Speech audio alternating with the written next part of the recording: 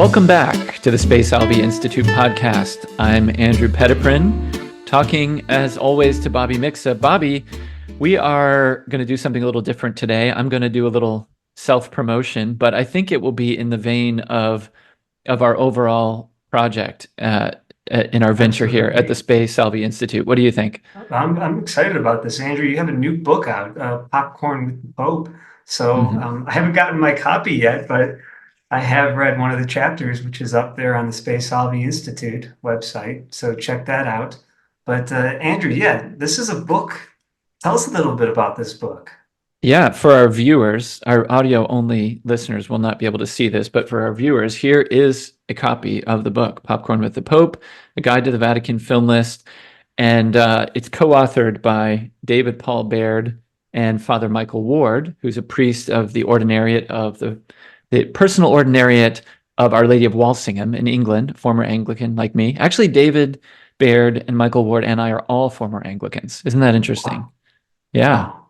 So many intellectual types and like cultured types just cross the Tiber. I mean, it's like almost the Anglican Church is the last step to the Catholic Church. It is a bit of a way station these days into the fullness of the faith for a lot of people. But anyway, yeah, so we've got this new book out, Popcorn with the Pope, A Guide to the Vatican Film List. And let me ask you, you do, because we've talked about this a lot, because I've been writing this book and working on it for a long time. But until maybe, I don't know, 2-3 years ago, had you ever heard of the Vatican Film List? Yeah, I'm not going to lie. I did hear of the Vatican Film List. And in fact, at one point I had a goal of just trying to go and watch all of those movies because I was living in an area with the library had a lot of these art house films of the Criterion List. And so I was like, oh my gosh, these are the same movies. It's around that time that I found the list.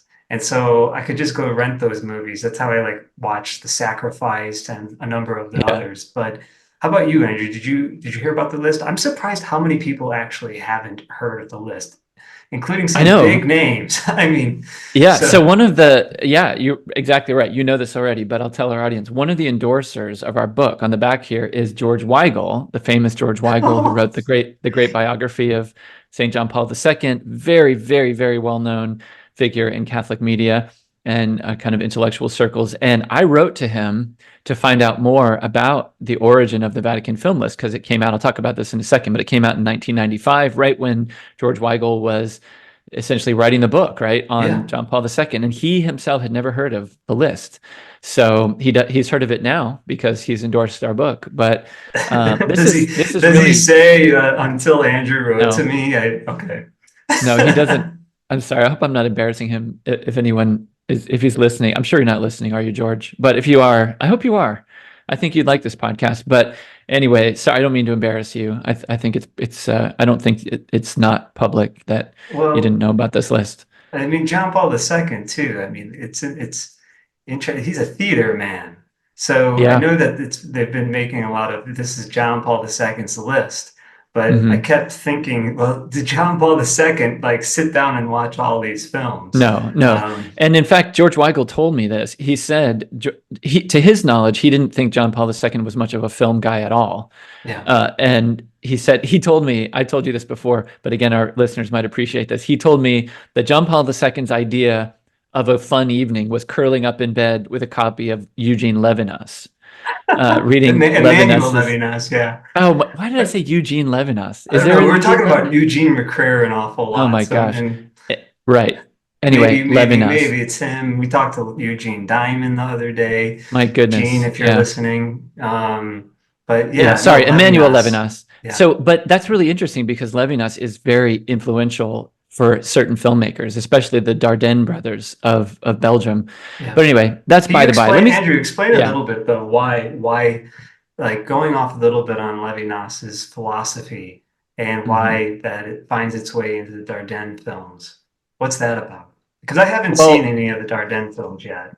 Okay, well, since you asked, I'll just say this real quick, and then I want to talk about the origin of the list. But so Eugene Levinas, you know, was a philosopher, a great philosopher of the 20th century. He was Jewish. He never became Catholic, but was always very interested in Catholicism. I believe he was born in Lithuania, but Yeah. mostly raised in France. He was a prisoner of war during the not the First World War, surely. No, the second, of course, Second World Yeah. War. But so he was not sent to a concentration camp, even though he was Jewish, because he was serving in the French army. But he had a very tough time as a prisoner of war during World War II. And he came out and he started writing this philosophy. And a lot of what he wrote about was kind of related to the Martin Buber stuff, like the I thou, like the kind of the idea of like this connection between individuals and God. And he Yeah. had this whole thing about it's kind of this like theistic turning on its head of the whole like existentialist Sartrean notion of the gaze. You Mhm. know, it's like sort of seeing, to truly see someone Yeah. is to regard them as a subject, as an other, and a creature of dignity. And Mhm. so this makes its way into filmmaking big time. I mean, in a sense, like that's some of the best films are fixated on that very issue. And the Dardenne brothers are these realist filmmakers with a strong philosophical underpinning from Belgium. They made a whole bunch of great movies, and their early films in particular, if you read their journals and stuff, are directly related to the philosophy of Emmanuel Levinas. And it's all about like looking at people from behind, not willing to look at them in the face, the difference in the relationship when you can see someone face to face. I mean, Levinas said that the person you can see face to face is the one you cannot kill. Mhm. Unless you're like, yeah. A psycho, So right? yeah, exactly. Right. Um, wow, that's yeah. Well, let's get back to the film list. So Yeah. what's the Well, order of the unfortunately, yeah. So, well, unfortunately, there are no Dardenne brothers movies on the Vatican Film List because it came out just before they made their first major feature film. But the Vatican Film List came out in 1995. The reason for its appearance is it marks the 100th anniversary of the first what is often identified as the first public display of a motion picture, the George Méliès in Paris in 1895. The next year, 1896, Pope Leo XIII was the first pope to be captured on film, and he blessed the camera. He sang an Ave Maria. It's really something to behold, and that set in motion a whole 100 years of an interesting relationship that the Catholic Church has had with the motion picture. Um, so the pontifical, gosh, I always forget what it's called. It's called something different now, but the Pontifical Commission on Social Communication, something like that, hmm, is the official group at the Vatican that issued the list. And there are various individuals who were involved in compiling it. Sadly, we don't know a whole lot now. If anybody's listening who knows more than I do about this, by all means, let us know. When we wrote the book, we weren't really setting out to write the history of the list, but rather just to write about the films that are on there. And the films that are on there are 45 movies, actually more, because one of the entries is Kieślowski's Decalogue, which is 10 short films.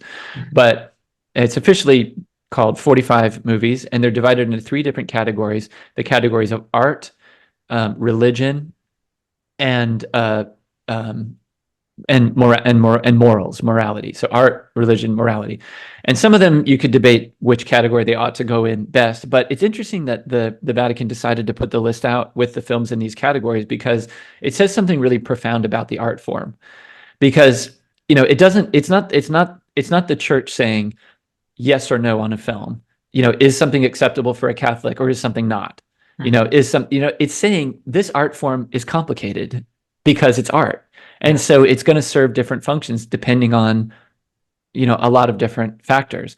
And so it's a really beautiful thing, actually, especially considering that one of the official ways the church had engaged with the motion picture for a long time, from I believe 1936 until all the way up to the early 80s, was through something called the condemned film list by the Legion of Decency. Yeah. And there were lots of films that ended up on that list, and some of them are really strange and some of them make sense. But um, it marked a real change. And I think even though, as to wrap this part up, even though, as you said a moment ago, John Paul II he was a theater guy, not really a film guy.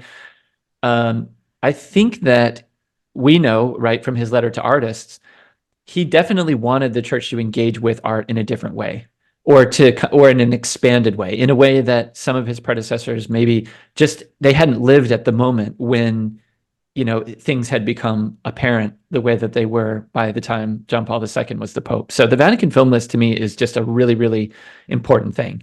Now, it only goes up to 1995. There are all kinds of conversations among people who like the list about what would be on there now if they made another version of it. I'm not so sure that's ever going to happen. But yeah, it was there is no definitive study. There's no book out, at least in English, about the Vatican Film List. So I was really excited to get to participate in this project with these two guys, David and Michael. Yeah. And Andrew, name a couple of the movies that you wrote about. I wrote about 11 movies. So I kind of came onto the project late, and I was really delighted to get to participate. And when it was all said and done, I ended up getting to pick 11 films that I was really, really pleased to write about. There are a few on the list that I might have felt like I kind of got stuck with, but wasn't the case, because the ones that I got were really great. Some of the ones I got are some of the most popular films on the list, including It's a Wonderful Life, the great Frank Capra Christmas movie, The Wizard of Oz, 2001: A Space Odyssey, Stanley Kubrick's great kind of science fiction masterpiece, Fantasia, the Disney movie. Those are some of the most popular ones that I got. But I also got just some real classics. I got Carl Theodor Dreyer's, two of his films, actually, Danish filmmaker who bridged the gap between the silent era and the talkie era. I got his The Passion of Joan of Arc, which is one of the greatest silent films ever made, and maybe one of the last great silent films ever made. Came out right at the end of the 1920s. And then I also got to write about his film Ordette, which is a much later film. He made that in the 1950s, later in his career. And that, I'd be happy to talk about that one a little bit more. That one is just astonishingly good. I mean, that one is as good as any movie just about that I've ever seen. So I was so pleased to get to write about that one. And I got to write about Louis Malle's film, Au revoir les enfants, great World War II movie, but it was made in the 1980s. I got to write about Jean Renoir's film, The Grand Illusion, which, as you said, we posted on our website. Our editor gave me permission to post that on the Space Alby Institute website.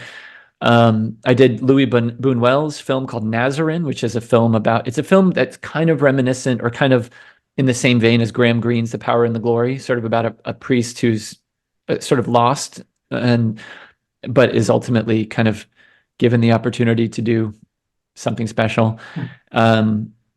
What else? Those are the ones that I can remember off the top of my head. There are several others. Well, were there any films I know everybody should know that Andrew, go watch your Watch With Me film series. When we were working together, everybody knew Andrew as like the film buff. So any film, we'd go, it was always the question of what movies did Andrew not see, has Andrew not seen yet? But from what I remember, you saw most of the movies that we would name at the lunch table. But were there any films, besides the ones that you had to write about, were there any films that you didn't see that you eventually went to go watch just because on the list? Yeah, there are quite a few. And well, let me back up and say, this is always an anxiety for people who write about movies or music or books or whatever, is whether you've seen enough to really qualify as an expert. And I can assure you, I am far from a real film nerd. I mean, Martin Scorsese watches like 2 or 3 movies a day. Doesn't Tom Cruise do the same though? Tom Cruise watches a lot of movies. Yeah, I mean, there are people like that. Now, I'm not saying that I wouldn't possibly like that life, but I don't know. That is a little bit much for me. What has always interested me, though, yeah, I mean, I've seen lots and lots of movies for sure, but there are movies on the list that I still haven't seen. Like, for example, Michael Ward reviewed the 5-hour silent film from 1927 about Napoleon.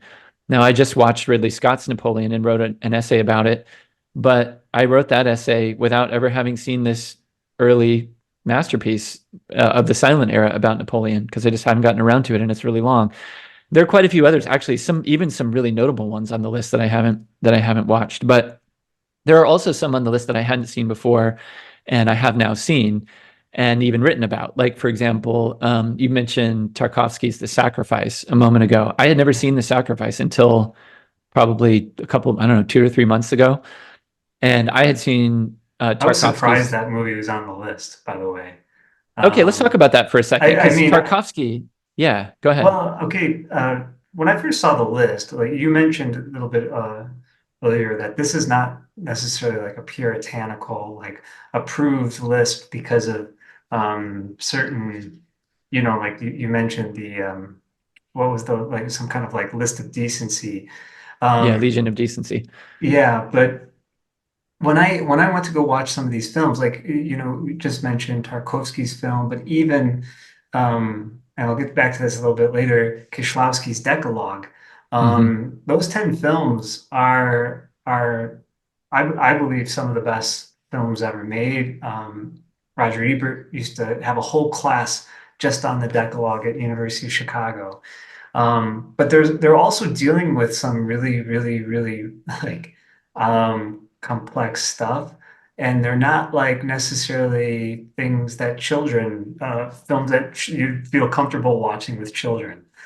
So Hmm. anyways, it actually, for me, the fact that they chose this list without that becoming like the prime concern was really interesting to me. And it seemed to be a little bit of um, a little different than what I see many Catholic film commentators, like the approach they take to some movies.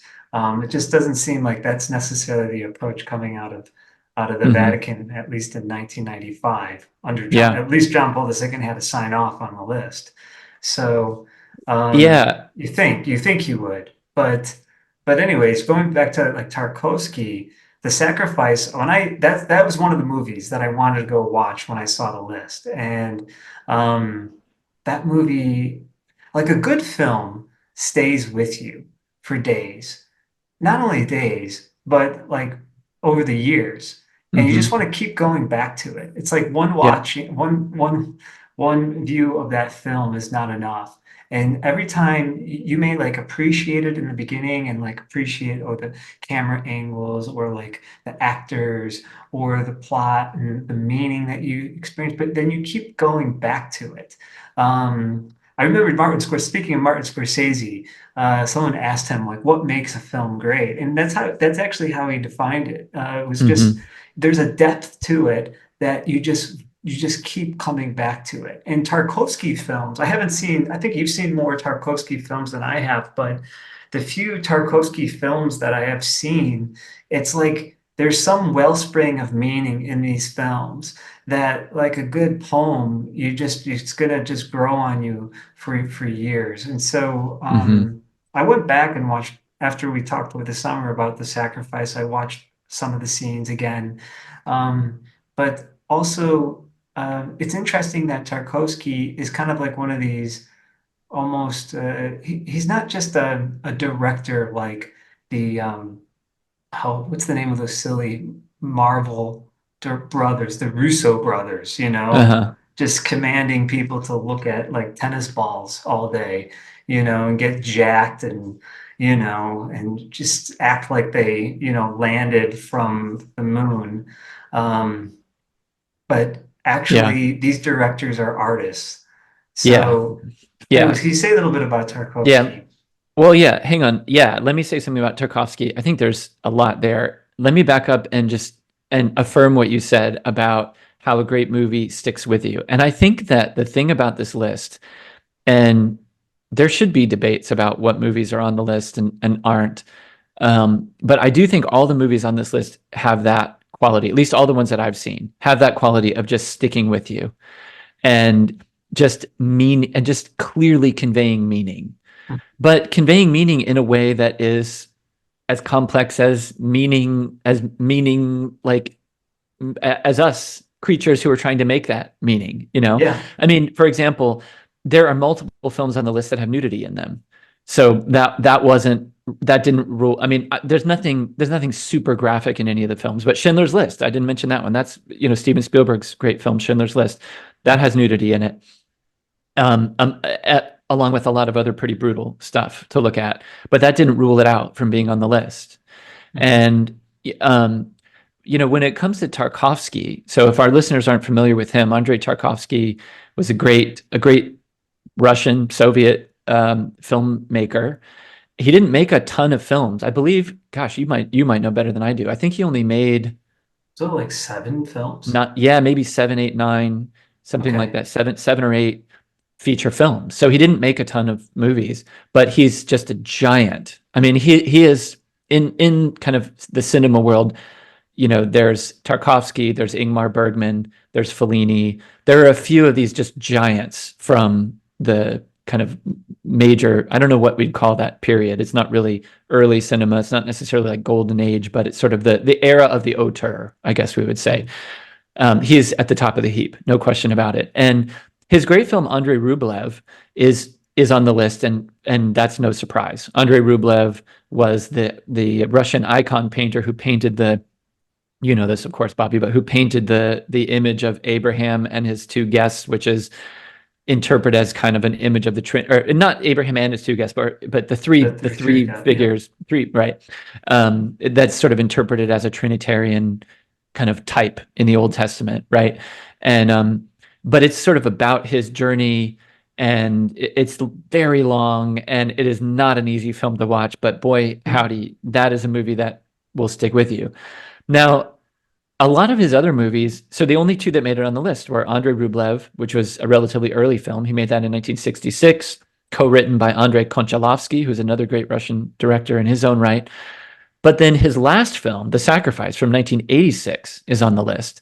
And left off the list would include Nostalgia, which is his film from a little bit earlier in the 1980s, which I think that absolutely belongs on the list. I mean, that to me is just a profound movie about kind of religious journey and art.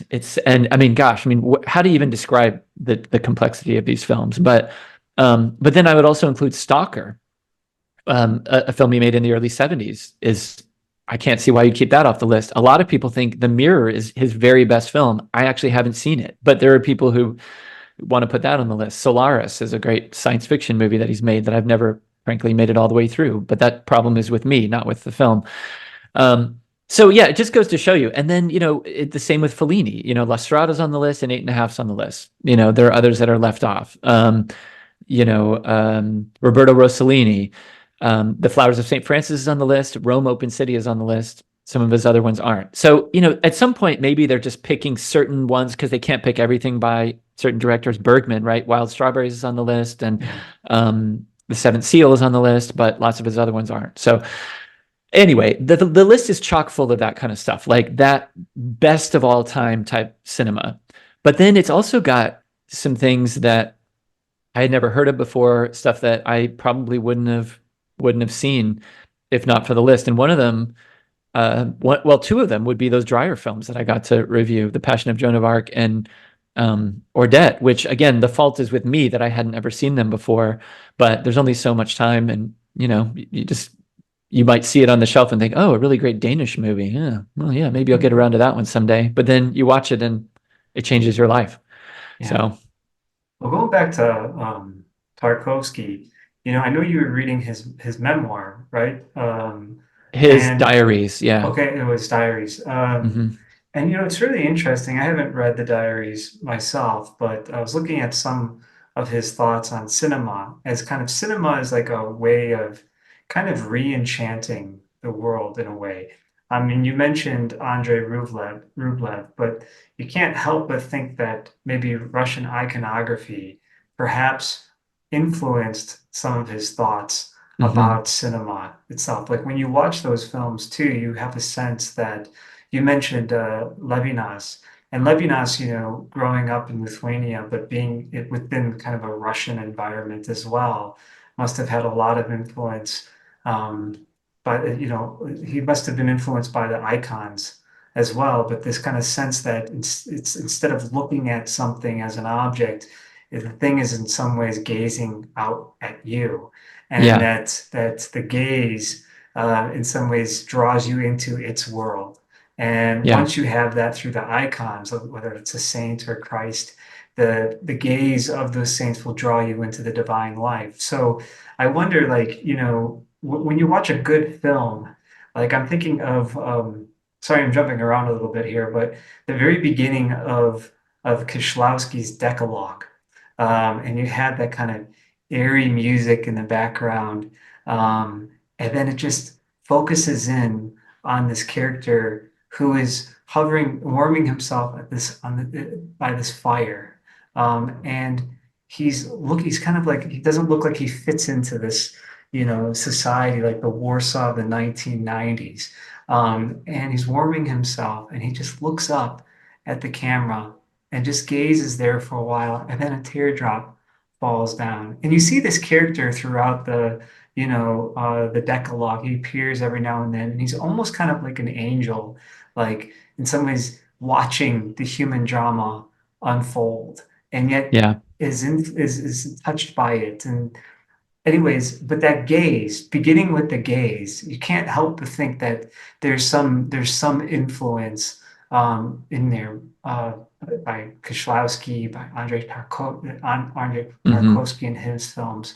Um, Yeah. so I don't know. Do you have anything to say about that? Yeah, several thoughts. Well, I think that that's right on about Tarkovsky and iconography and kind of the Eastern Christian uh, iconographic visual, like sort of visual presentation. Mhm. I think that in the West, some of that may obtain as well, but I think often about how Eric Romer, who's one of my very favorite film directors, French director who was the editor of the Cahiers du Cinéma, which was the French New Wave journal in the 50s and 60s and beyond. He likened cinema to sculpture. And so there's a similar sense of kind of like looking at something like like frozen in motion that elicits a kind of like in that you're like gazing on something humane, right? We're not talking about Tracy Emin's bed or the urinal sculpture or whatever from whatever his name was. We're talking about sort of like sort of classical sculpture, right? And so, but this was something the church and kind of Christians in general, it took a little time to figure this out about cinema. Like people really weren't sure at first that that's what it was. And to this day, it often isn't that, right? I mean, it is just kind of Just just this entertainment. objectifying entertainment, right? So like so I mentioned before that Pope Leo the 13th, 1896, he was the first pope to be captured on camera. A couple decades later, one of his successors, Pope Pius the 11th, this is the late 20s and 30s, cinema has sort of overtaken everything else as the most popular form of entertainment. And the church is still like trying to figure out what that means. And ultimately, it's not that Pius the 11th like condemned film per se, but it seemed like the way that he approached it in two different documents. One of them is a document on Christian education called Divini Ilius Magistri, and then another one is about film that's called Vigilante Cura. In both of those, it's really more concern about cinema, right? Like how do we need to kind of limit its influence? It's like a kind of bread and circuses type thing, which as we know can be very, very much the case. And it's out of this that the Legion of Decency is born. But a couple decades later, his successor, Pope Pius XII, everybody realized by this point, yeah, I mean, cinema can be this really lame, this awful basis form of entertainment, but it can also be, and in fact has become, the premier art form, period. And so the church has to respond to that differently. Like, we have to understand that it can function in this different kind of way. And so I think really presciently, Pope Pius XII wrote about film, and he actually laid out criteria for an ideal film. This is in 1955. And some of the principles that he talks about are still ones that I think every Christian film viewer looking at any of these films on the Vatican Film List or any film at all ought to be thinking about. Like, rather than thinking like, oh gosh, is there nudity in this film? Or, oh gosh, is there cussing in this film? Or, oh, is this going to kind of specifically teach the faith to somebody in some kind of different way? Pius XII says the things that we want out of a film are a depiction of respect for man, he says. Again, it's like that Levinas, like looking at with dignity thing. Um, and he says that filmmakers should have loving understanding about their subjects. And now, what does that look like? It looks like a lot of different things. It could be, and so that then some films are like really hard to watch because the filmmaker is showing us with loving understanding the trials of somebody whose life is horrible, or whatever it may be, right? And the filmmakers themselves don't need to be necessarily approaching their subjects with like any particular like creedal commitments necessarily, maybe any more than the great artists of the Christian past did. I mean, some of them did, obviously. Bach, right? He wrote for God on everything, and Mozart probably, right? Michelangelo, yeah, but he had a complicated kind of personal life. So it just goes on and on from there. But like the church, to boil it down, the church came to this understanding that cinema was a very important art form and had to be, it could be abused and not treated, not done that way, but the church needed to engage with it kind of at its best. And that's kind of what the Vatican Film List is meant to do.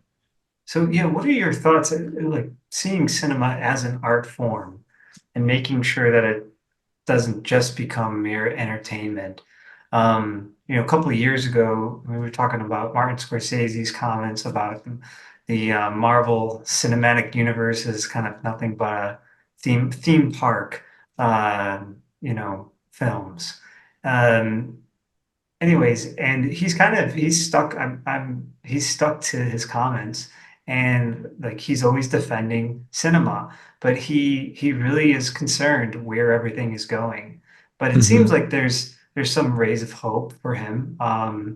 He's now making his movies mostly for like Netflix now, right? Hmm. But I mean, what were your thoughts when Martin Scorsese came out and said all those things? And where do you see like cinema today? Yeah, I mean, your opinion on this is as good as mine, and this is something you and I have talked about a lot. You don't want to, I run this risk. I know I probably come across sometimes as a hater, of certain aspects of popular culture, which is funny because, as we both know, popular culture used to be part of my job title. Um, I don't hate popular culture. I would love for there to be a better popular culture, or at the very least a kind of, I harken back, maybe this is too nostalgic of me, but I harken back to kind of post-war America to some degree, where we had a kind of middle brow entertainment that was that was pretty substantial. Like I remember, Bernstein and yeah, his like, his shows. yeah, exactly. Or yeah, or even before Bernstein, like Toscanini with like the NBC orchestra and stuff like that. Or I remember my grandparents talking about how like Ed Sullivan would have the Beatles, which I think the Beatles are great. I'd love for more pop music to be like the Beatles.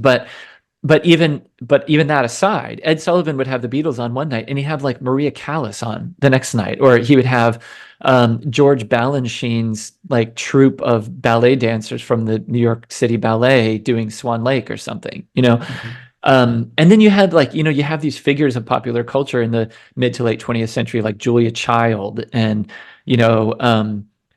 I don't know. I'm trying to think of other examples. Like these figures who are popular and speak to a popular audience, but are also like kind of bringing them up a level. Yeah. And that may sound kind of elitist, but in a strange way, I actually think elitism is running in the other direction now, where the elites are sort of just settling too for whatever base things and kind of laughing all the way to the bank about it. Yeah. And that's just unacceptable in my view. As far as, maybe I'll stop there. I don't know if I need to say anything about the Well, Marvel stuff. like my grandma on my mom's side, I mean, kind of in many respects, a lot of the culture that I received was through her. And so I mean, she grew up, going to the ballet in Chicago. She was, I remember all the art around her house. It was always some, impressionist art that you'd find in the Art Institute of Chicago. Um, and then she had like a record player, and there were just all these great records, and the piano was there. She also was a ballet teacher, so but in so many respects, she kind of grew up in. And by the way, she used to like listen. She had like West Side Story stuff, Leonard Bernstein stuff, of going all the time. And also, we would spend most of our weekends at Grandma's house, and we would watch, with pizza and some Coke. We would watch Siskel and Ebert, and I just loved that show as a kid because they would take the movies that just came out that are coming out that Friday, and the two film buffs would just they just go back and forth, and the conversation was like, it was easy enough for somebody who wasn't a film expert to understand, but you always came away feeling like they helped you better understand the art form of cinema. Yeah. And so yeah, I agree with you that, like, well, do we have that today? And I think we do, but it seems like in so many respects the industry. I was listening to something the other day about the music industry, so maybe I'll just use that. And I think it is a little bit paralleled with the movie industry, but they're taking like TikTok as their savior, and now they want to have songs that, like, they can only have, like, little videos that are like 16 seconds long. And so now they want songs that can like fit the 16 seconds. Hmm. But the guy who I was listening to commentating on the movie, on the music industry, Ted Gioia, was talking about how, like, no, just why are you confining yourselves to what this new social media platform wants to do? And why do Yeah. you think that that's exactly what people want? And maybe you do have some statistic or something to say, okay, well, we're justified in making these decisions and supporting Yeah. this stuff. But maybe there's other things where people are actually listening to podcasts for like 2 hours, Yeah. or even longer than that. And so there's Yeah. hope. I mean, people will go see a great movie they will sit through like a 3 hour Oppenheimer film, which, by the way, like, I brought students to the film. They all sat through that movie for 3 hours and Hmm. came away and loved it. And I would have said before that they wouldn't have been capable of that because they're looking at their phones all day. Yeah. Um, and it's just really concerning that if if we are actually doing that, what are we doing to the culture too, where they can't attend to anything? We were talking about this last week with DC Schindler, where it's like our habits of attention are just dwindling. Yeah. Um, For a lot of people, yeah, I think, I was thinking about this the other day. My daughter Amy was dancing all weekend. She's a dancer. She's in sixth grade, but that's her life. She dances hours and hours a week at a dance studio. And something that the head of the studio said when she came out to introduce the show, Amy danced in 5 shows this weekend, but there were 10. There were some girls who danced in even more. And the head of the studio came out and specifically said something like, this is a lot of hours that your children have not been looking at phones. yeah, Like a lot of hours went into creating what you're about to see. Because of course it's impossible to look at a phone when you're trying to dance, right? Now, it's not impossible to look at a phone when you're trying to watch a movie, except that it is. I mean, you can physically sit there and look at your phone, but you're not going to get out of a film on the Vatican Film List or any great film what the artist wants you to see if your attention is divided, any more than it would be if you're reading a novel and trying to read something else at the same time, right? yeah, So I would say there are signs of hope. Yeah, I mean, right. Joe Rogan's podcast, people sit there and listen for 3 hours or something, and people went to see Oppenheimer. And it's funny. It was a kind of Christopher Nolan it was kind of an I told you so. Like he really believed people would come out and watch this movie, and a lot of people didn't think that they would, and they did. So it was yeah, great. But one of the things that, just last point on this, one of the things that we have talked about with this book, about Popcorn with the Pope, a guide to the Vatican Film List, is a lot of people want to focus on how the films themselves can serve the purpose of evangelization for the Christian gospel, which I think is right. But I think there's another thing, another kind of the flip side of that is, by writing this book and highlighting the fact that this list exists, we want to, in a sense, kind of evangelize for cinema. We want as Christians to say movies are great. We want more of them. We want better ones. We don't want another Marvel movie. We want another, you know, we want another Eight and a Half, or we want another 2001: A Space Odyssey, or whatever it is. Can we go on that a little bit more? Because, and please, I guess our audience, like, this is just my opinion, man. So, anyways, some of the films that, like Catholics really get excited about.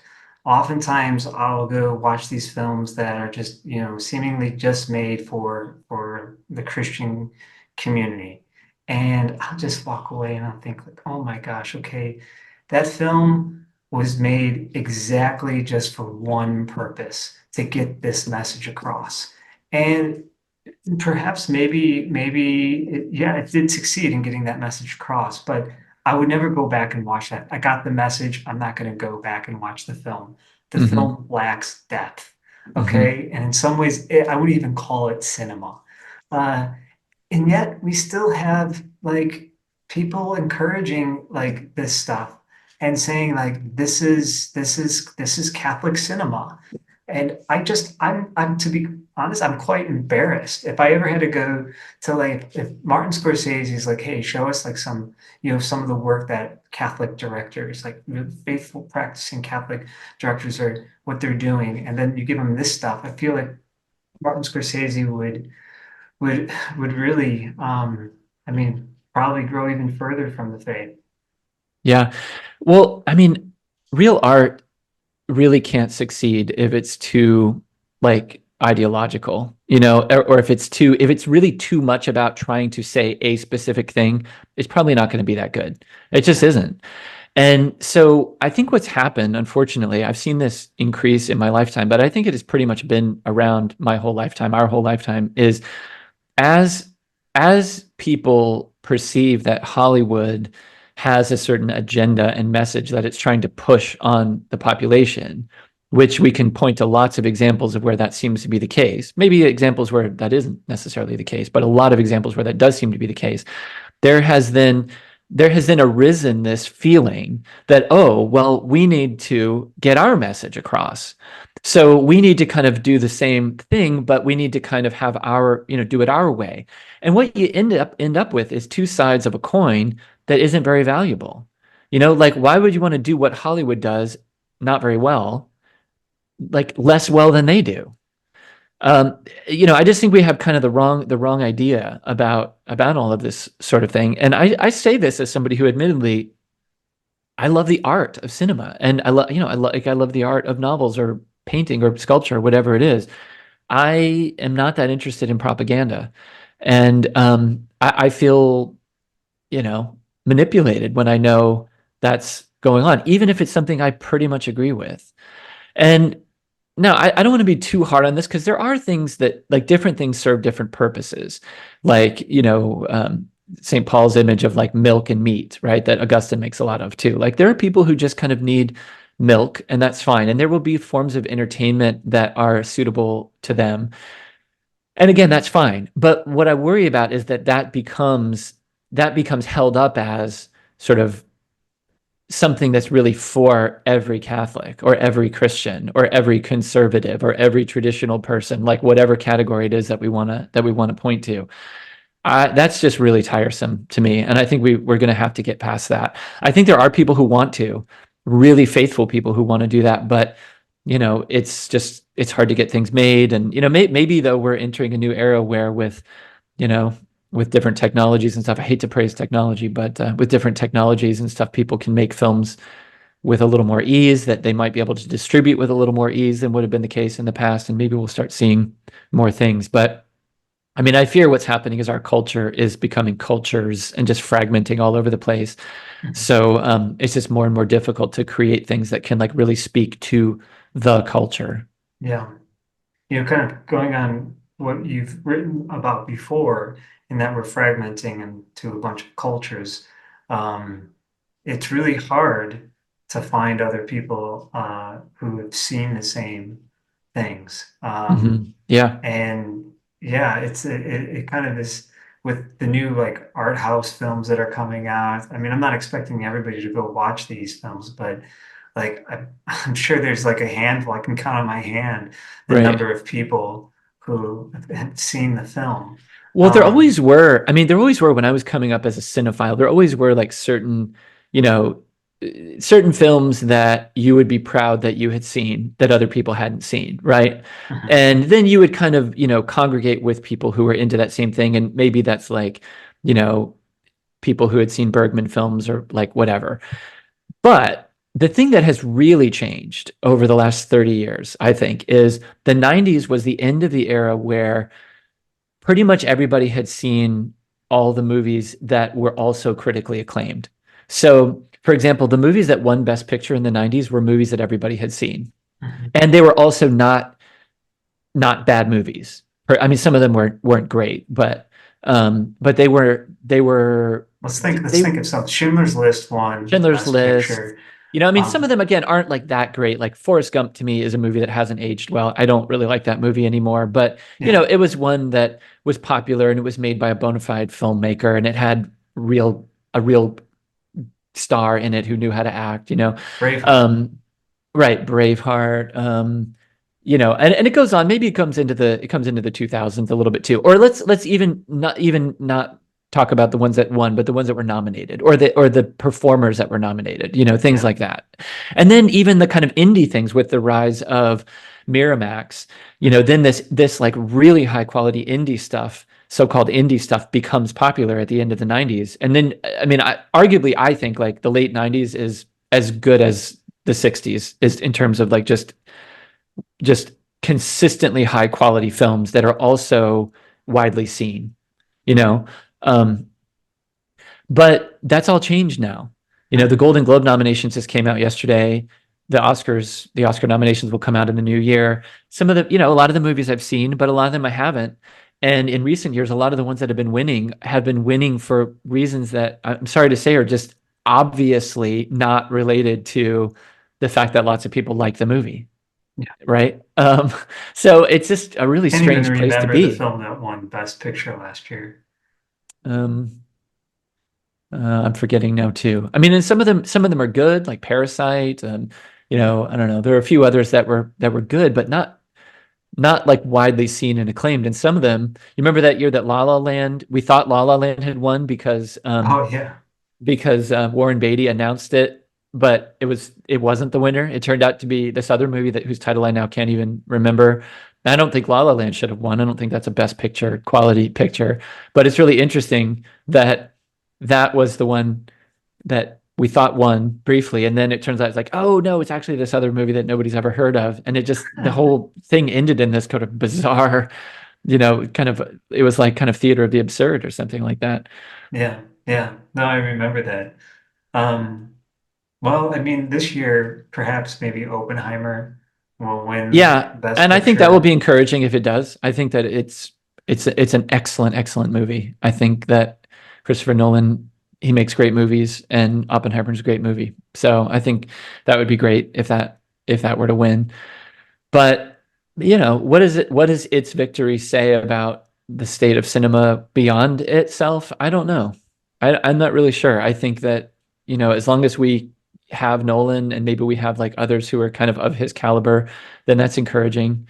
Um, but I don't know. Cinema as an art form, I think, really needs to refocus on the vision of the humane, and I think Yeah. like you mentioned Marvel movies. I mean, nobody watches a Marvel movie thinking it will or should win awards. And that's kind of a problem, don't you think? I mean, like, why would you go to the movies like knowing that you're going to see a movie that would not be considered a great piece of art? Maybe it's just me. Maybe I'm a total snob. I probably am. Dear listeners, like, you know that about me. I'm sorry. You just have to follow, the you have to follow every single character's, narrative up to like Thanos and all that. But I don't know. The last Marvel film, I have to admit, I saw the two Avenger films in the theater, but I don't think I've seen another Marvel film since then. I did see that Batman movie, the latest Batman, and The Batman. yeah, initially I kind of liked that movie, but after talking to you, I think I now despise that movie. You don't have to listen to my No, opinion about that. it was on the I Polish TV the other day. really, Poland gets all these they just dub it into Polish, and then we've got all these new movies, and Batman was on, and I was thinking about your criticism of the film. I'm like, you were right. This movie really isn't that good, but yeah. just kind of like lastly, I just want to. It is really kind of sad that cinema, even people aren't going to the movie theater anymore. Well, I mean, I haven't looked at the latest statistics. I know that Top Gun people returned, and Tom Cruise gave that nice thank you message in the beginning. But as a kid, and my dad said, "Okay, Friday night." I used to look like forward to going to the Hmm. movie theaters a Friday night for the new release. Um, like I remember in the morning, my dad would get the Chicago Tribune or the Sun Times, and I'd go to see, okay, how many stars did the film get? Okay, Right. and then Yeah. you'd go see it. Like, okay, we got 4 or 3.5, or even three. You're like, okay, good, good. This is money well spent. And then you'd show up early. We'd always show up so early, and this was like, unfortunately, we should probably have been so eager to get like to church as we did getting to the movie theater. But Yeah.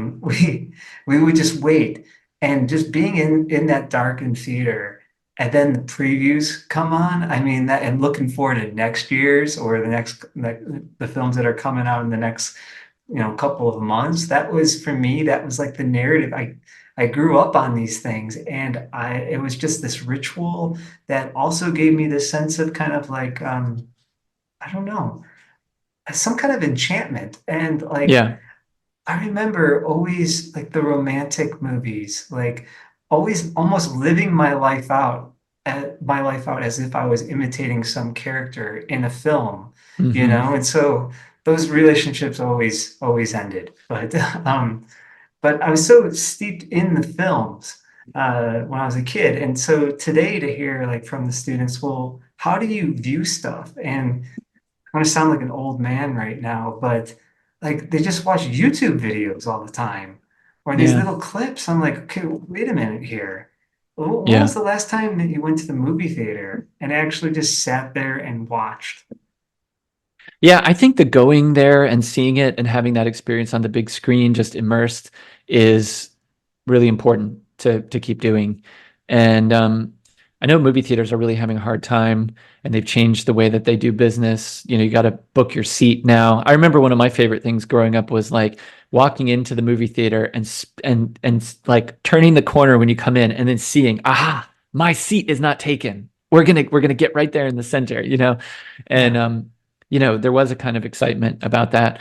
Yeah, long live the movies, long live movie going. I couldn't agree more. Hey, can I ask you a question before we sign off today? Yeah. Okay, so we've got this Vatican film list, 45 movies. But in your opinion, what would you consider, so we are, Catholics, what would you consider to be a great Catholic movie? It doesn't have to be on the list, any movie. I'm very curious about the answer to this question, and I'll tell you the one that is foremost in my mind right now. Well, I have to actually just look, like think of the list. But what initially comes to my mind is the first, because I mentioned it before, is the first Decalogue, Leszek Kolakowski. And I know I'm talking about all things Polish because I'm in Poland and my wife is Polish. But I have to say that first film of the Decalogue uh, really moved me. And it Hmm. showed me because it's about, remember, I think I've talked about this before. I'm not going to explain the whole thing, but I've about the father and his son. And the father is, I mean, he kind of has a technological worldview. And the son, though, is asking him these deep questions like, what is it? What is it when you die? Like, what is death? Because the son sees this dead dog, but behind the scene, like in the background, that the mother must be dead. And the father says, "Well, it's when your heart stops." Yeah. And the son just looks at him like, "No, that's not the question I'm asking." But the movie then kind of the son's exploration of these kind of like existential, questions, but in some ways being kind of not imprisoned, but locked in his father's technological world. And Hmm. it's his aunt who, in some ways, gives him answers beyond that. And she shows him a picture. The aunt sometimes brings him to the house and shows him a picture of the Pope, John Paul II, and he asks her, "Well, who is that?" The Pope. And and the other question was, there was some question about love right after that, and he's like, "Well, how do you, what is love?" And then Mm. she gives him a hug, and she says, "That's it." Mm. But then there's a scene in the movie, and I've never like kind of like the father. I won't give it away, but that through this drama, and also in some ways breaking the ice, or in some ways breaking the let's say, not only the ice of his heart around his heart, but also the kind of like limits of his own worldview. And Hmm. in some ways, it frees him. And at the very end, what you have is the icon of Our Lady, and it's the I won't explain why, but candles end up falling in the wax, end up dripping by her eyes, Hmm. going back to that first scene Yeah. of the guy who's staring into the film like an icon who's also crying. So, I mean, Yeah. that film, I used to show that when I was teaching theology in my film, when we get to the section on kind of like the Enlightenment, to kind of say, like, hey guys, we may see all things and have a technological systematic view of everything and we rationalize about all things, but perhaps there's a world beyond that. Yeah. And that film was in some ways like an excellent way of doing it. And the students would always come back to me and that film stuck with them. They Mm. kept Yeah. asking me about that film. So I was like, okay, perfect. I didn't have to say anything about the film. The film said enough. Just let Right. it sit. So, Right. anyways, that's the movie that comes to my mind. How about you, Andrew? Yeah. Well, I was thinking about this, and I think in my mind now, Terrence Malick's A Hidden Life is Mm, about as perfect a Catholic movie as I can think of. And here's why. Interesting too that he's not a Catholic. Um, I think that that movie, it not only is just aesthetically a beautiful movie. So, I mean, I think that's an important criterion, right? But it is also the themes of that movie are on the one hand about the radical nature of living life as a Catholic, as a Christian. You remember the scene in the church where he's talking to the painter, and the painter is talking about how he can't paint the real Christ yet because he hasn't suffered enough. So it's got that, right? But then it's also got this whole other element of the transformation of Christian society in the 20th century. You know, that this town that has all these marks of the faith ultimately betrays Christ for Hitler, you know? And but the witness of this one man, this simple non-theologian, non-nothing, who just won't go along with it, has the effect of kind of re-evangelizing the people back home in some yeah. way. So that would be my He pick paints now. the Christ with his life. Right. Yeah. I mean, in a sense, like you can't paint it. You just have to see it lived. Mhm. So that's what I would say. If we were going to do an updated list of the Vatican Film List, that would have to be on it. You might also want to put Tree of Life on it, another Terrence Malick movie. There's so many, but I think this is an important question for us who are kind of interested in cinema. We believe in the importance of art and also take our faith very seriously. That's certainly something we want to do here at the Space Salvi Institute. That's right. Well, on that note, Bobby, we better call it a day. If you all out there watching and listening have enjoyed this conversation, please do like it, share it. Be sure to subscribe to the podcast. Give us a 5-star rating wherever you can do that. And check out our website, spacesalviinstitute.com, to sign up for our emails. There's a lot of great content on our site. I was just going through it earlier today. Bobby, a lot of great articles on there of yours that you've posted from going back quite a ways, and some more recent stuff from me. Our podcasts are on there. Lots more good stuff coming your way. So for now, God bless and live in hope.